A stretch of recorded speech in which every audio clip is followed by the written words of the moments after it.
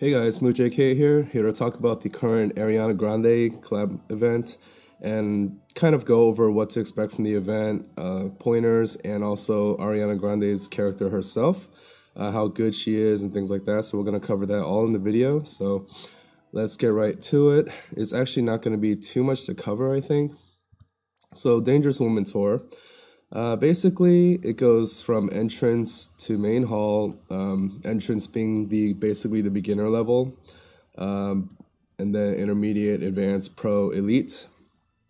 All of these levels give you the same materials as far as awakening materials, so anybody should be able to get their Ariana Grande character up to 6 stars using the awakening materials that you get from any of these levels. However, you do need to farm starting from corridor up in order to get the musical notes, and the musical notes are what you use to craft her exclusive equipment. So that's pretty much all there is to say. And then there's going to be Gigantoirs at this elite level, regular Cactuars, metal Cactuars, or whatever they're called, and then mini Tours here, which will help you level her up a little bit more. But they give you all the same materials, so you don't have to worry about that too much. But if you want the musical notes to make her equipment, which you definitely should go for, you need to do corridor or above. So let's just go ahead with the main hall level. Now, of course, I understand there's going to be comments, I'm sure, but not everybody's going to be able to do it. But this event is relatively easy compared to the other events that we have. And it's designed that way on purpose because this is supposed to be very new player, free-to-play player friendly. So, one thing I need to go over. So the very first level is where you will actually get Dangerous Ariana. You get her just from completing the quest, and anybody can complete the quest. Even if you were level 1, just starting out, if you just got a decent friend to tag along, that person could just, carry you right through it. Same with this level, you get the recipe for the microphone, which would be her exclusive weapon. Recipe for gloves, and you can equip 2 of these, so make sure to get enough materials to craft both of them. And then a bunny mask, which is her hat, and then of course her stylish black dress, which is the elite completion reward. And my guess is that even beginners will be able to complete this at least once, again using some kind of OP friend. When I start out with new accounts, there's always going to be times when they show you, really high level friends that you can bring along, even if they're not friended with you, I should say, but helpers and companions you can bring along to the quest. You should be able to clear this level most likely. So, and you only have to do it once for the recipe, and then the rest is just farming. Okay, so that's enough. Let's go into it. Using the party that I'm using, you can pretty much just auto everything. I'll just bring somebody average here. And every one of these levels has a quest condition that you use Ariana Grande in your party. And you might as well because it's easy enough, but you'll get just a little bit of lapis for completing that requirement. None of these enemies are particularly hard. Again, I know I'm going to get comments where people are going to be like, yeah, it's not hard for you. You have 2 Noctises and things like that. But I'll try to fight the last round without using them at all just to see what happens, because I tried looking up the AI and information on the last boss, but it actually doesn't show anything yet on the wiki. So, and from my experience, it's just not really anything special. One thing I do like about this event is that the way they remixed one of her songs is pretty nice. They did a good job with that. And her sprite looks good. I mean, the animation's good, and they definitely put good work into it. So I don't really think there's much to complain about. She's free to get. They've balanced her correctly, which we'll get into in a little bit, for a free character that's so easy to get. She's not completely useless, and she's not overpowered at all. So she's just about right. We'll go ahead and show you her limit burst, which is called Touch It. So this damage and reduces dark and lightning resistance for all enemies. And I think the multiplier is something like 2.7, so pretty useful.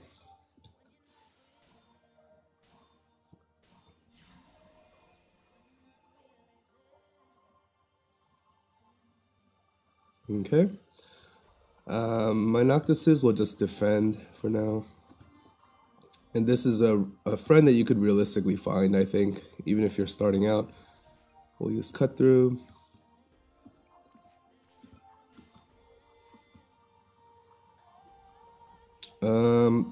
Okay, so this is my Lunith. He's a little stronger than you might have access to, so I'll just go ahead and use hit all instead of his cut through.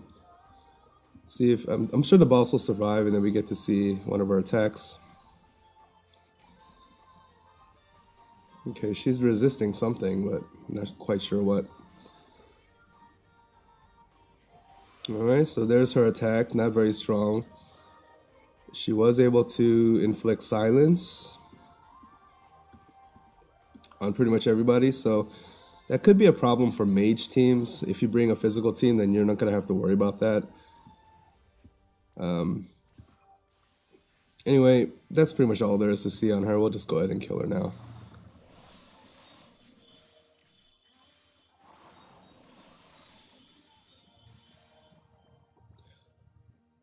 I'm pretty much done farming this event. Yes, I did use some lapis refreshes because I wanted to hurry up and see how good she is and make this review. And once you get her maxed out, especially when you get her maxed out, but even if you just get enough for her 6-star awakening and all of her equipment, there's no reason to do this event anymore unless you want to get the Gigantuars. But we're going to have Cactuar Dunes this weekend anyway, so not going to be a long-term event in my opinion. So every time you go, you get some of these materials. It's pretty random. And you get typically anywhere from 1 to 3 musical notes. And those are used again to craft the equipment, which I'll show you over here.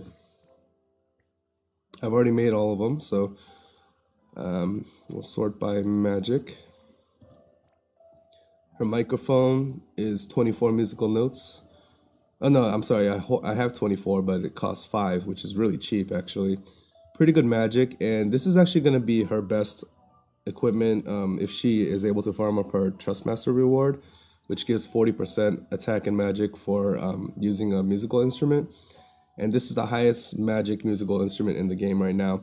Even Gilbert's TM is more of an attack harp rather than magic, so this is the best thing for Ariana Grande. I don't know what all this stuff is. It looks like some kind of glitch.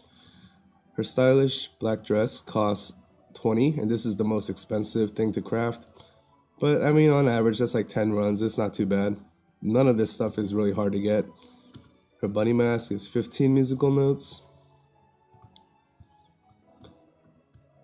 Let's see here. Evening glove is 9, and again, you want to make sure you get 2 of these. It's going to be better than a hero's ring. Not going to be quite as good as an earring, but way easier to get. And that's the key with her character as we go into it right now, is that she's not going to be a really long-term endgame kind of character, but because everything is made really easy to get, you can make her respectable and useful for, beginning to mid-game. She has 444 magic on my using my Rama Esper, and here she's fully geared up with her exclusive stuff. All of it gives good magic, so that's why her stats went up pretty well. And I just have easy to get, free to play magic plus 10% materia here. So 444, pretty respectable. And with that, we'll go ahead and get into the review. Alright, so Dangerous Ariana. She is basically a hybrid mage/bard character, which is pretty unique in this game. She's going to have some of her niche uses, but overall she's going to be more useful for beginning to mid game players. At her 6-star form, she has 2850 HP, which is pretty low, pretty squishy, tanky at all, obviously, so better than 5-star stats, but not as good as other 6-star characters out there. Her magic stat, however, is really good. 151 is really high for base magic. 140 is very respectable. And equipment-wise, she's going to be using staffs, rods, and musical instruments, but you're pretty much going to be using her exclusive gear for most people anyway. Unless you're a big Ariana Grande fan, You can farm up 2 Omni Rods, dual wield if you want to, do all that stuff. But for the most part, everybody's going to be using her exclusive equipment, which is right here. You can see the stats and everything here. It's very respectable stuff. They made it very good for the cost. It's very easy to farm and better than most stuff that people are going to have who are especially free-to-play players. And as far as her special abilities, she has some passives here. Unfortunately, she doesn't have anything higher than a mag plus 10% here, which initially for me was a big turnoff. I was like, she's not going to be a legit 6-star mage at all. You know, she's going to have terrible stats, but that was before I considered all of this. So again, you have to consider the audience that this is intended for. It's going to be for people who are not able to farm up TMs, not able to get a bunch of earrings, and, you know, missed out on creepy masks and things like that. So for those kinds of people, it's going to be, her magic stat is going to be just fine. As far as her bard abilities, she's able to silence and sleep all enemies with 30%. You know, pretty good niche use right there. She's also able to increase attack by 60%. That's pretty high. Magic by 60%. Again, while singing, so these bard abilities have the disadvantage of basically you have to activate it, and she's going to stand there for 3 turns, unable to do other actions. So that's the downside to bards. And, you know, 60% is a really good boost. It's going to be way overshadowed later by, you know, Ramza when he's enhanced and things like that. But for now in global, I think that's probably, you know, the highest boost for that stat anyway.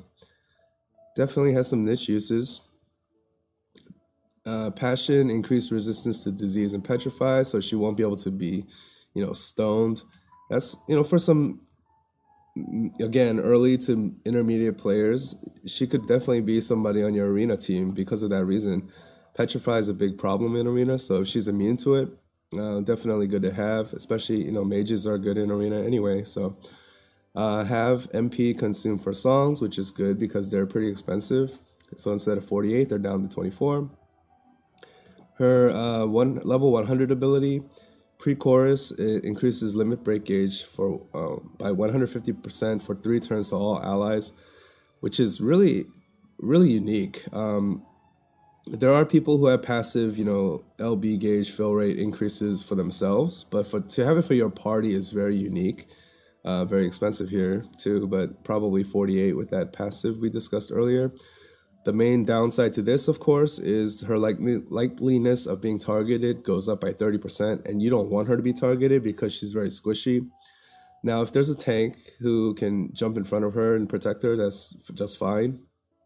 Again, I can see some niche uses for this kind of thing. If you have a team of, you know, with really good limit breaks or limit bursts, I should say, you could have those charging up way faster. So kind of an interesting character. Honestly, probably not going to use it myself, but I can see other people doing, you know, cool stuff with it. And then here's her magic. She primarily only has 2 elements, which is lightning and dark, which is appropriate because her limit burst decreases resistance to those 2 elements. It's also good because Thundaga is probably the most useful elemental, the element in general anyway. But there are going to be enemies that are immune to it or resistant to it, and it's very rare for them to be resistant to both lightning and dark. So it's nice that she has those options. You know, she can always pick something that will work. And then, you know, as any good mage should have, she has Osmos, so she can, you know, not worry about MP too much. So overall, her toolkit is very unique and pretty basic and useful, but the obvious drawback to her is that she doesn't have innate dual cast, so that's going to hold her back a lot. If you're going to use her as a bard anyway, that's not a problem at all. But if you did want to use her as a mage with, you know, all of her good exclusive equipment that kind of leads her in that direction, you will have to probably put a dual cast material on her, which is kind of a downer. But you can't expect her to have everything when she's a free character and she's so easy to get. She's the easiest, you know, character to get in this game that we've ever seen. She's literally attainable from the beginner level right off the bat, so you can't expect too much, guys. But I don't know, I think they did a good job of balancing her out. She has her uses, especially for newer players, and, you know, she's not going to kill endgame content, but she shouldn't have to. So that's pretty much my review on Dangerous Ariana and the events. I think that they did a pretty good job with it. I'm pretty much done with it on my main account, so I'm not worried about it. But um, I think it's going to be a really good way to ease people in. It's not going to be farming from hell. It's not going to be like getting a gravity rod or uh, things like that. So they made it very accessible. So I think they did a good job with that. Anyway, this went on way too long for such a simple event and character, but hope you learned a little bit of something and enjoy.